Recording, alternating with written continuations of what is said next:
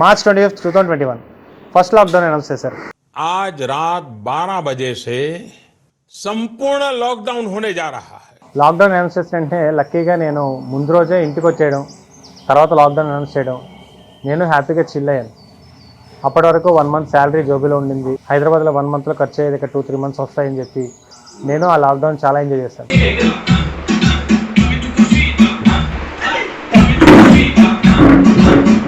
But అది 2-3 months అయిపోయేసరికి మన సేవింగ్స్ అయిపోవడం, లాక్డౌన్ ఓపెన్ చేసినా ఇంకా థియేటర్స్ ఓపెన్ చేయకపోవడం, సినిమాలు లేవంటున్నారు, సినిమాలు ఇంకా ఉంటాయో ఉండవో తెలియదు అంటున్నారు, స్టార్ట్ చేస్తారో లేదో తెలియదు అంటున్నారు.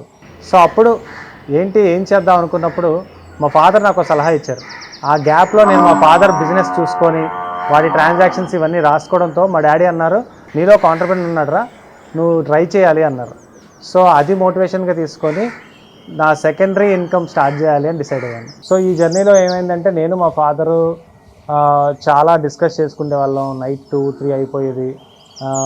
మా డాడీ తన ఎక్స్పీరియన్స్ చెప్పేవారు.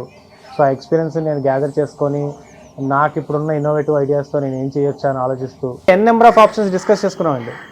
సో ఎలాంటి బిజినెస్ పెట్టాలి అనుకున్నప్పుడు మా ఫాదర్ నాకు ఇచ్చిన సలహా ఏంటంటే, నీకు సేల్స్ ఎవరో తెలియదు కదా, కస్టమర్ బ్యాంక్ ఎవరో తెలియదు కదా, నువ్వు నిత్యావసర వస్తువుల మీద టార్గెట్ చేస్తే బెటర్ అన్నారు.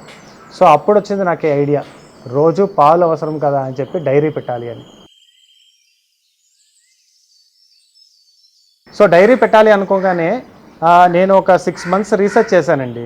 అనకాపల్లిలో ధనుష డైరీ ఫామ్ అని దివాకర్ గారు, వెంకటేష్ గారు, అలాగే మన తెలంగాణలో మనోజ్ రెడ్డి గారు, వీళ్ళిద్దరితో పాటు ఇంకొక 19 ఫామ్స్ నేను విజిట్ చేసి నేను వాళ్ళ దగ్గరికి ఉన్న నాలెడ్జ్ని నోట్ చేసుకొని వచ్చి మళ్ళీ ఇంట్లో డిస్కస్ చేసేవాడిని. వీళ్ళందరి ఎక్స్పీరియన్స్తో నేను మా ఫాదర్ ఒక మోడల్ రెడీ చేసుకున్నామండి. ఆ మోడల్కి ఇనీషియల్ కాస్ట్ ఒక 45 lakhs అనుకున్నా, బట్ ప్రాక్టికల్గా వచ్చేసరికి అది 75 lakhs రీచ్ అయ్యింది. రీసెర్చ్ కంప్లీట్ అయ్యింది, ఇంక ఇంప్లిమెంటేషన్ చేయాలి. అని అందరూ ఇచ్చిన సలహా ప్రకారం ఏదైనా రూరల్లో చూస్తుంటే మళ్ళీ మా ఫాదర్ ఇక్కడ ఒక సలహా ఏమి ఇచ్చారంటే, ఇక్కడి నుంచి నువ్వు రూరల్కి వెళ్ళి రావడంలో మంత్లీ అట్లీస్ట్ ఒక 10,000 to 15,000 నీకు పెట్రోల్ ఖర్చు అయిపోతుంది. కానీ అదే నువ్వు ఇక్కడి నుంచి రోజు రూరల్ ఏరియాకి వెళ్తే నీకు ట్రాన్స్పోర్ట్ కాస్ట్ కూడా అంతే అవుతుంది. సో బెటర్ నువ్వు మన ఇంటికి దగ్గరగానే చూసుకుంటే ఎదర్ నువ్వు లేకపోయినా ఎవరో ఒకరం మేము వెళ్తాము. సో ఆ ఐడియా విన్న తర్వాత నాకు ఒక కొత్త మూట కనపడింది.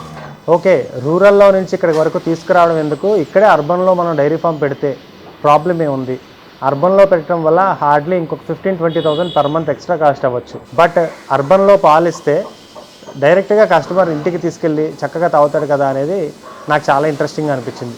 నా క్లాస్మేట్స్ సాయి, భాస్కర్ వాళ్ళ ఫ్యామిలీస్ అందరూ కలిపి ఒక 8 మంది దగ్గర గ్యాదర్ చేసిన ల్యాండ్ ఉంది. ఇది 2.5 acresలో స్టార్ట్ చేసాం.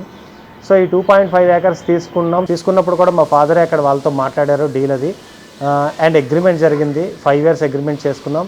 సో ఇది చూస్తే ఒక థిక్ ఫారెస్ట్ లాగా ఉండే ల్యాండ్.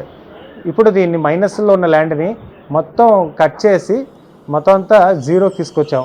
మొత్తం సెంటర్ ఆఫ్ అట్రాక్షన్ అయిపోయింది ఏరియాకి. ఇంత ల్యాండ్ మొత్తం కొట్టారో, ఏం చేస్తున్నారు ఇక్కడ, ఏం స్టార్ట్ చేయబోతున్నారు అనే డిస్కషన్స్ ఆల్రెడీ స్టార్ట్ అయ్యాయి. అయితే ఫామ్ పనులు జరుగుతూ ఉన్నాయి. పేరు పెట్టాలి. ఏం పేరు పెట్టాలి అంటే పంతులు గారు హీతో పెట్టండి అన్నారు. నాకు వచ్చిన సజెషన్స్ కొన్ని ఇంట్లో వాళ్ళు చెప్పారు, ఫ్రెండ్స్ చెప్పారు. Himalayan dairy farm, Himagiri dairy farm, Hindustan dairy farm, ఇట్లాంటి పేర్లన్నీ ఇచ్చారండి.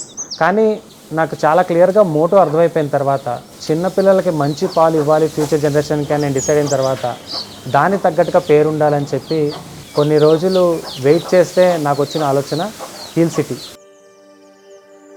ఈ లోగోని అజయ్ అన్న అండ్ నా బెస్ట్ ఫ్రెండ్ చంద్ర ఇద్దరు కలిపి డిజైన్ చేశారు. సో ఇది బాగుంది అని చెప్పి ఇంకా ఆ పేరుని ఫిక్స్ చేసాం. నెక్స్ట్ బోర్ వేసి కన్స్ట్రక్షన్ స్టార్ట్ చేసి క్యాటిల్ తీసుకురావాలి అని మేము మెల్లగా 1 by 1 స్టెప్ వేస్తున్నప్పుడు బోరు ఎక్కడ వేస్తే బాగుంటుంది అని చెప్పి సైంటిస్ట్ వచ్చి చూసారండి. ఇక్కడ ఈ ప్లేస్మెంట్ బాగుంటుందని మార్క్ చేశారు.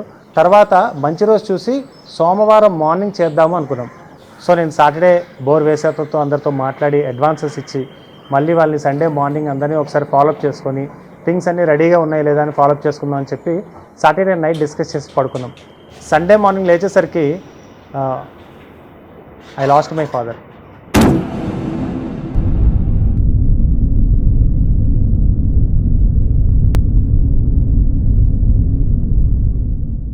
సో థింగ్స్ అన్నీ స్టాప్ అయిపోయాయి. నాకేం చేయాలనిపించలేదు. ఆ రిచువల్స్ అన్నీ కంప్లీట్ అయిన తర్వాత నా మైండ్లో ఒకటే ఉంది, ఇప్పుడు నేను ఎందుకు చేయాలి, నాకు ఇంకా డైరీ ఫామ్ పెట్టాలనిపించలేదు. ఇంట్లో వాళ్ళంతా లేదు నువ్వు చేయాలనుకుని మొదలుపెట్టావు, నువ్వు చేయాలి, నువ్వు చేస్తే బాగుంటుంది అని చెప్తా ఉన్నారు, కానీ నాకు ఎందుకో మోటివేషన్ రాలేదు. ఇన్ఫ్యాక్ట్ మేము అడ్వాన్స్ ఇచ్చాం, అగ్రిమెంట్లో కూడా ఉంది 5 ఇయర్స్లో ఎప్పుడు బ్రేక్ చేసినా ఫుల్ అమౌంట్ పే చేయాలి అని. సరే ఏం కాదు, ఫ్రెండ్సే కదా అర్థం చేసుకుంటారు అనుకున్నా. అలా ఒక 3 months గడిచింది. నేను ఏ థింగ్స్ స్టార్ట్ చేయలే. బోరోలు ఫోన్ చేస్తున్నారు, నేను లిఫ్ట్ చేయట్లేదు. సుందర మాస్టర్ డైరెక్టర్ కళ్యాణ్ సంతోష్ అని నాయక్ అని పిలుస్తాను, తాను ఇచ్చిన సలహా, నాయక్ వాళ్ళ ఫాదర్ కూడా మా ఫాదర్ ముందే ఎక్స్పైర్ అయ్యారు. సో నేను తనతో మాట్లాడుతూ ఎలా బయటకు వచ్చావు నాయక్ ఏంటి అని అడిగితే తను ఇచ్చిన నాకు సలహా, మీ ఫాదర్ నువ్వు డిస్కస్ చేసిన టాపిక్స్ ఏవో ఉంటాయి కదన్నా, నువ్వు ఇది చేస్తే బాగుంటుందని మీ ఫాదర్ అనుకుని ఉంటారు కదా, నువ్వు అలా చేయడం స్టార్ట్ చేస్తే ఖచ్చితంగా నీకు హ్యాపీనెస్ ఉంటుంది, నేనైతే అలానే చేస్తున్నాను, ట్రై చేయన్నారు. So that was my trigger point. నేను మళ్ళీ ఫామ్ స్టార్ట్ చేద్దాం డిసైడ్ అయ్యాను. అలా డిసైడ్ అయిన తర్వాత నేను మళ్ళీ బోర్ వేయించి షెడ్స్ అంతా స్టార్ట్ చేశాను.